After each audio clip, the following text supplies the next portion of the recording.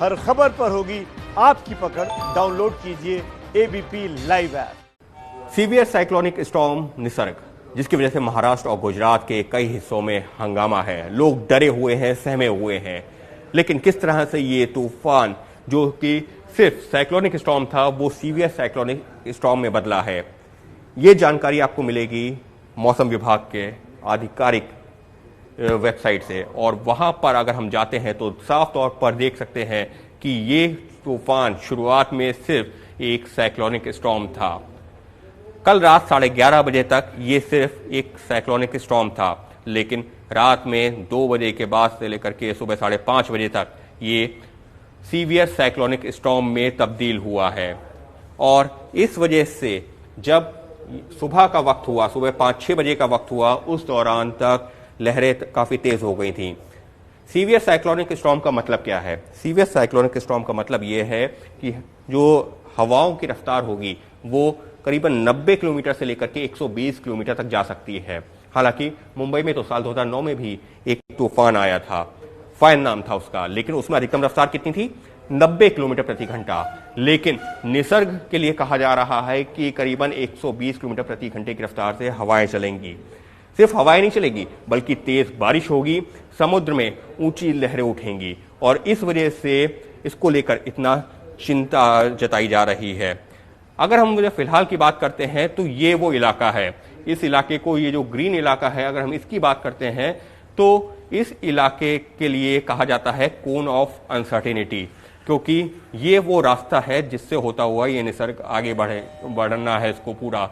और निसर्ग की बात की जाए तो निसर्ग अलीबाग, मुंबई, पालघर, ठाणे, ये वो इलाके हैं जो सबसे ज़्यादा प्रभावित होंगे। और इसी वजह से उसको लेकर के पहले से ही कई अलर्ट जारी हुए थे। इसके साथ ही में बात की जाए, ये जो पूरा इलाका है ये कोंकण का इलाका है, और कोंकण में तेज़ बारिश होती रहेगी जब तक इस तूफान का असर रहेगा। तो फिलहाल किस तरीके से ये तूफान आगे बढ़ेगा, चक्रवाती तूफान? हालांकि ये भी साफ कर देना जरूरी है कि ये सुपर सीवियर साइक्लोनिक स्टॉर्म नहीं है, जैसा कि अम्फन आया था कुछ दिनों पहले, क्योंकि वहां पर जो रफ्तार थी वो 180 किलोमीटर प्रति घंटे तक की थी। हालांकि आशंका तो और ज्यादा की भी थी, लेकिन करीबन 180 किलोमीटर की रफ्तार दर्ज की गई थी। लेकिन अगर हम इस जो है तूफान की बात करते हैं, यानी कि निसर्ग की बात करते हैं, तो इसमें अधिकतम रफ्तार करीबन 120 किलोमीटर प्रति घंटे की बताई जा रही है। उसका असर क्या होगा? ये जो पूरा इलाका है, यहाँ पर जो भी पेड़ हैं उनमें नुकसान हो सकता है, जो सड़कों पर चलने वाले लोग हैं वहाँ पर नुकसान हो सकता है, जो होर्डिंग्स लगे हुए हैं वो गिर सकते हैं अगर हल्के हैं, तो इस तरीके की क्षति हो सकती है। लिहाजा एडवाइस यही किया गया है कि ये जो कोस्टल एरिया है, कोंकण का जो कोस्टल एरिया है, इसके आसपास जो लोग हैं उनको अलग जगहों पर शिफ्ट किया जाए। हालांकि अगर हम बात करते हैं कि ये तूफान हल्का कब होगा, तो अब तक जो आंकड़े हैं सामने उसके मुताबिक ये तूफान रात में 11 बजे के बाद से ही हल्का होना शुरू हो जाएगा, अगर हम ये यहाँ से देखते हैं।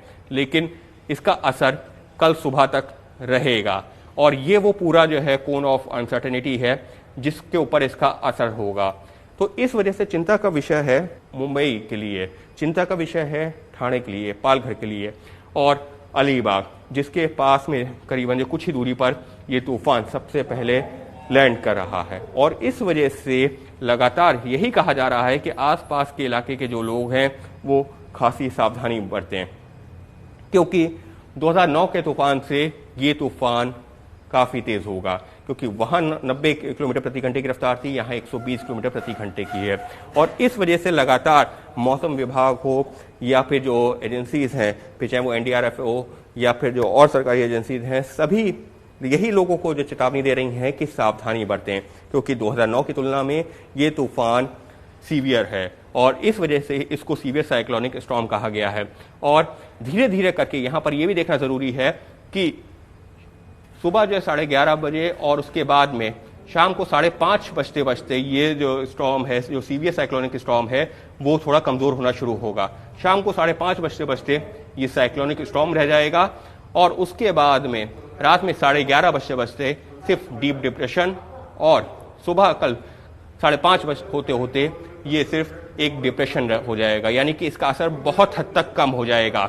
लेकिन जो चिंता का विषय है वो ये इलाका और ये वक्त है, यानी कि शाम को 5:30 बजे तक, दोपहर में 1 बजे से लेकर के शाम को 5, 5:30 बजे तक का ये वक्त, ये चिंता का वक्त है। और इसी वजह से लगातार ये कहा जा रहा है कि इस इलाके में जो भी लोग हैं वो खासी सावधानी बरतें।